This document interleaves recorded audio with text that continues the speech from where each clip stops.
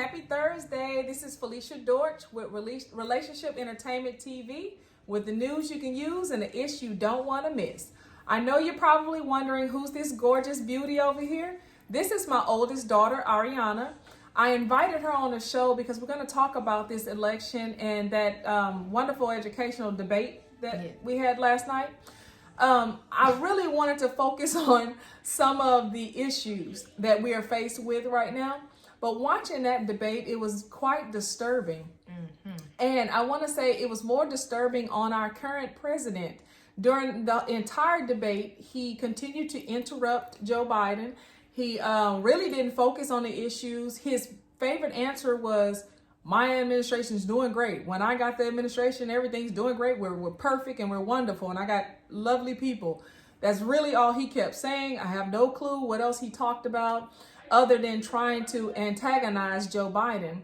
One of the most embarrassing moments was when he mentioned Joe Biden's son being kicked out of the military, and it really upset him, Joe Biden, and he's like, what are you talking about? And then he went into this rant about his son getting all these awards, and then he said, then they went back and forth like, which son you talking about? Like, seriously, we're in the middle of a debate. Right, not even thinking about the country at this point, but your family members. Exactly. So they're battling back and forth like it was two uncles drunk at a family reunion, instead of focusing on what was going on. Right.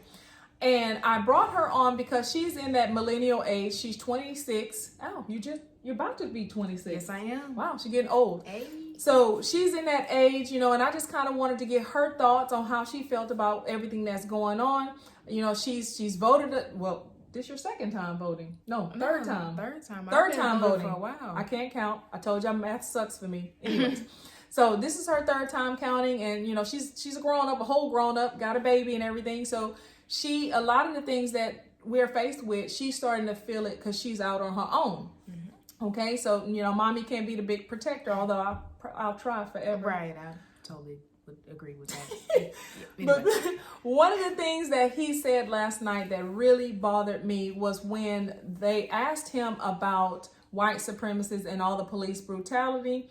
And they asked him to tell them, basically he was saying, speak to the white supremacists and tell them to stand down, to stop antagonizing, stop adding fuel to the fire. They talked about that. And then this is the words, and I quote out of his mouth, he said, stand by. Would you like me to condemn white supremacists and right Proud Boys?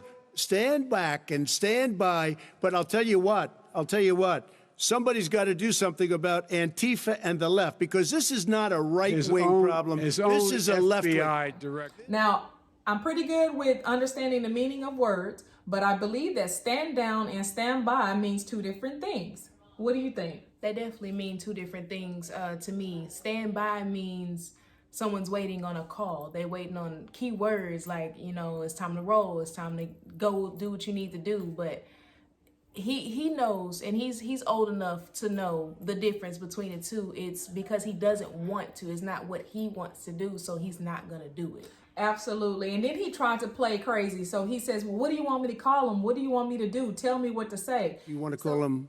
What do you want to call him? Give me a name. White supremacists and right supremacists and right Proud Boys. So basically, if we're in an argument and I say, tell me what to say, I'm basically telling you whatever you want to hear. Right. It's not sincere.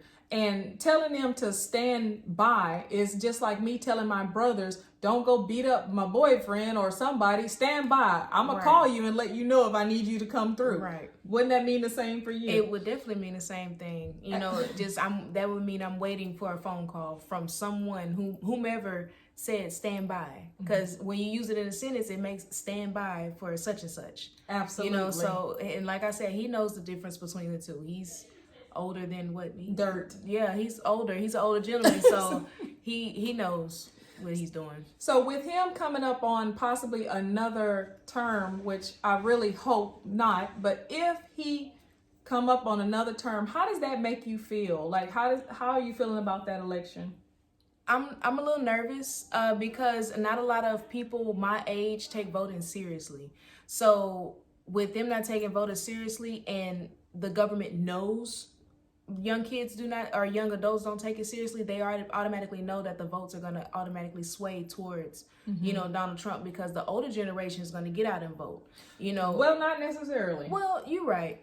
Majority of the people who know that this is a serious matter and it's a serious situation, because voting is serious. You don't want to miss it. And I feel like with him being, if he's to be reelected, it would make me nervous about my daughter's future, because even though, you know, I'm still living, of course, she has to grow up in the economy, in the way the world is now, because I can't raise her the way you raised me back in the 90s. That is totally different. Wow, that's a while ago. Ooh, that is a minute. Ooh, yeah, she's getting old. So, but with that being said, you know, just thinking about the things that we've been through in the last 4 years, like this has been the weirdest 4 years ever. Like my twins, which I tell you all the time, they're homeschooled. You know, they joke all the time that this is going to be the biggest part of the history book.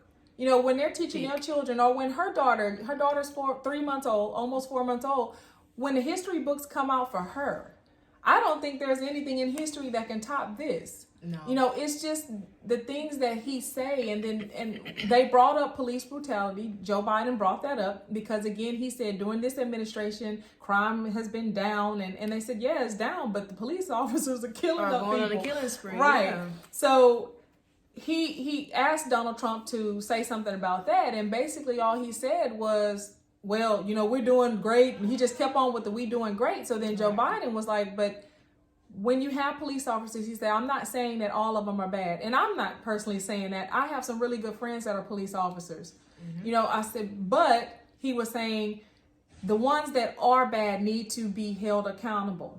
You know, so that brings me to Breonna Taylor. Right. You know, I spoke with you guys about this on Tuesday, and I told you that we're a gun-carrying family. She has one as well.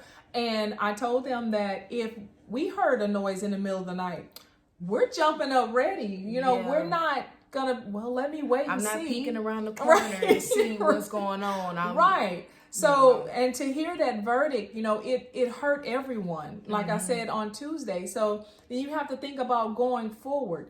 They have this memorial that just came to Houston. It's called the Say My Name Memorial, and it has all of the people that have been killed at the hands of police. And I plan to take my children there. But thinking of how we're going right now with COVID and the police brutality and all the riots, and the person that can stop or control everything will be back in office again. How do you feel about that? I wouldn't feel any better than what I feel now, because if he's not doing anything now, nothing's going to change in 4 years, other than I'm going to be 4 years older, and my daughter's going to be 4 years. We're all going to be 4 years older. That's the only thing that's going to change. Yeah, so it's going to be repeated. Now, I'm a big history person, and I do know history repeats itself. So this is kind of similar to what happened in the 1920s. And in a way, they just had a different, you know, synopsis of what's going on. Right. But everybody had a pandemic around that time. You know, so I believe that was baby boomers, that age group. I think so. So yeah, the baby boomers had a big influx in the pandemic as well. So I feel like it's just repeating itself. But we definitely have to get out and do what we need to do to vote and get him out of office, because it's not going to be, I personally don't feel like it's going to be a good situation for our younger generation to come. And all of my friends who are having kids, and we're all raising kids in this environment and economy, it makes you wonder, like, and it makes you question a lot of things you do. Right. So absolutely, it's hard to think about. Then you have to think about, okay, let's do a little research on Joe Biden, because everyone has their feelings about Trump one way or another. I really took it as a joke that this man really wasn't running. I mean, I'm almost to the point where I'm okay with Kanye West running at this point. I'm trying to vote for Big Bird because I'm over it.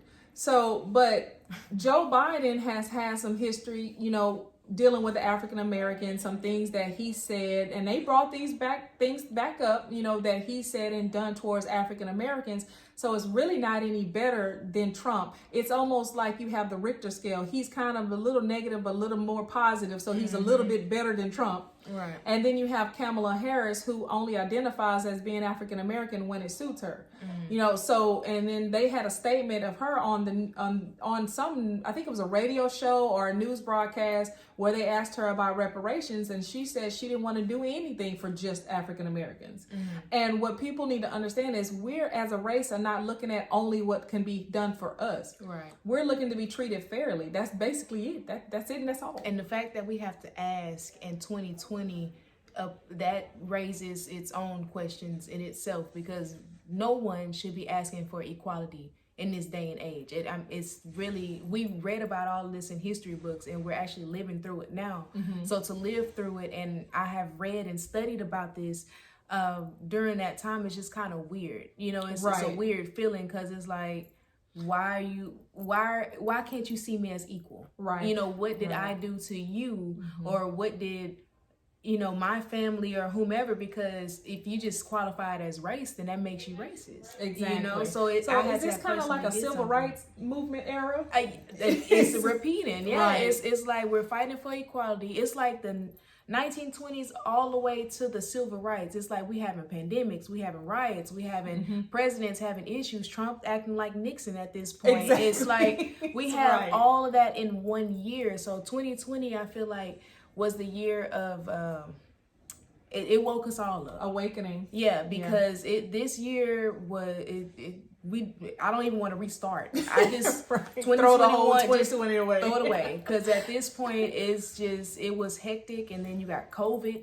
and then you got the wasp flying across the sea, and it's just size of a small gerbil. yeah, it's just too much. It's way too much going on, and it's hurricanes back to back. It's just too much going on, and everybody just so if I can say anything to my era, you know, my 1970s folks, them born in the 70s, you know, we have to push and get out and vote, and it's very important. I encourage my family members to vote. There are some family members in my little circle that I'm voting, don't do anything, but it starts at the local level. You know, you want to make sure you're not just taking Democrat all the way down or Republican all the way down. It's okay to vote, you know, across the board if they're meeting your needs, but you definitely want to start at the local level in your town, your state, your city, you know, and then branch out and go there. So if you can say anything to the millennials, what would you say to them? I would definitely say get out and vote, register to vote. I know I just registered as well.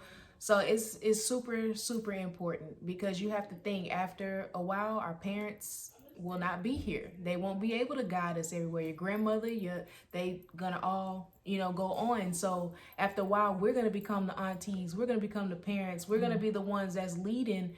And at this rate that we're going, with everybody having that mindset of, oh, I don't need to vote, that makes me a little shaky, because it's like, okay, who gonna lead? Exactly. We gotta have somebody gotta step up and lead. So all of my, you know, millennials, get out there and vote. All of my young Black millennials, get out there and vote for sure, because it's super important, and they already are counting us out. Absolutely. So you guys, you heard it from us. It's very important to vote. I believe the last day to register, they extended it to, I think next week is the end, October 4th, I think. Somewhere around there. And that may be for Texas. I'm not sure if that's nationwide, but we are in Texas. So just check wherever you live to find out when it's the last time you can register to vote. Please, this is so important. You know, really do your research. And it is sad that we're kind of in this situation where we're picking the lesser of two evils, but we have to pick someone.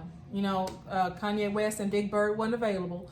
So, and we can't all move to Wakanda. Right. So we have to get out and vote.